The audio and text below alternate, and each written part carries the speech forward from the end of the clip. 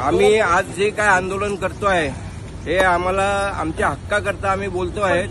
तर आम्ही याच्या अगोदर आमदार साहेब पठारेंना पण रोडच्या बद्दल सांगितलं, परंतु त्यांनी आम्हाला चॉकलेट देऊन मोकळं केलं आणि आजपर्यंत आम्हाला फक्त आश्वासनावर ठेवलं आहे।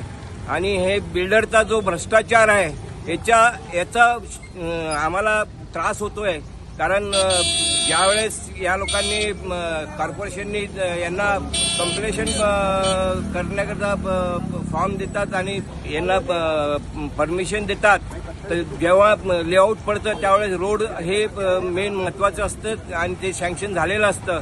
आणि तरीसुद्धा हे 15 वर्ष झाले या रोड करता 3 वेळा निधी येऊन गेला। हा निधी गेला कुठे? हा एक भ्रष्टाचार आहे।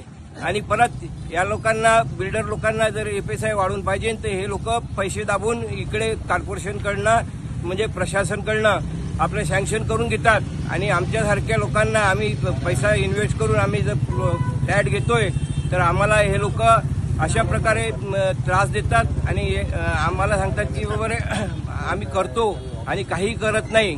आज आता 2 बिल्डिंगचं पाणी आमच्या रोडला सोडलं गेलं। रोड केला होता, अजितदादा पवार येऊन गेले तिथे आणि अजित पवार दादा आल्यानंतर जो काही खर्च झाला 1-1.5 लाख 1-1.5 करोड, तो यांनी जर आम्हाला इथे चेंबर जर बांधून दिलं असतं, ड्रेनेज करून दिलं असतं तर आज आम्हाला हा त्रास झाला नसता। आणि यांनी त्यावेळेला अजितदादा आले त्यावेळेला यांनी आपला रोड टेम्परवारी बनवून दिला आणि आम्हाला गाजर दिलं। तरी आमची अशी विनंती आहे प्रशासनाला की त्यांनी इथे येऊन दखल घ्यावी आमची आणि आम्हाला रोड आणि ड्रेनेज लाईन ही प्रथम बनवून द्यावी, बस हीच आमची इच्छा। पुढे आम्ही काही बोलण्यासारखं नाही। आम्ही आज जे काही आंदोलन करतोय हे आमचं हक्काचं आहे आणि आम्हाला याचा न्याय मिळावा या हिशोबाने आम्ही आज इथे एकत्र जमलेलो आहोत।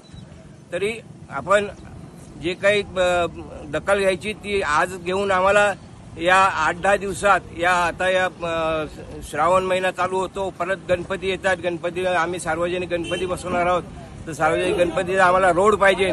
आम्ही अशा प्रकारे या रोडने जातोय की आज आम्ही नदीतच वाट काढून आम्ही चालतोय।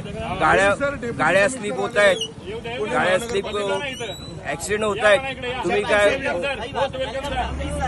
तुम्ही काय आमच्या लोकांची मरण्याची वाट बघताय की काय, हेच काही आम्हाला कळत नाही। तरी कृपया आमची तुम्हाला विनंती आहे, लवकरात लवकर आम्हाला हा आमचा हक्क आम्हाला मिळवून द्या, बस हेच मागणी।